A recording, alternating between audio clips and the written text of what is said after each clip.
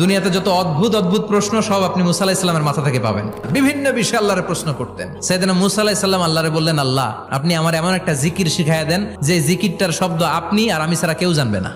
দিনে রাতে সব সময় এই জিকির আমি করব, আপনারে ডাকবো, কিন্তু শর্ত হলো এই জিকিরটা জানবে শুধু আপনি আর জানবো শুধু আমি। আল্লাহ বললেন, মুসা পড়ো লা ইলাহা ইল্লাল্লাহ। মুসা আলাইহিস সালাম কয়, মাবুদ এটা তো জাতীয় জিকির, সবাই জানে। আমি তো চাইছি এক্সেলেন্ট একটা জিকির, কারো কাছে নাই, শুধু আমি জানবো আর আমি পড়বো।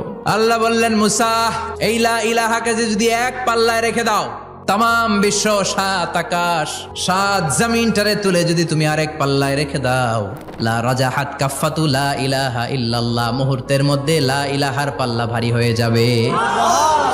ও মুসা, তুমি যতই এক্সক্লুসিভ জিকির চাও, লা ইলাহার চেয়ে দামি জিকির আমার কাছে নাই।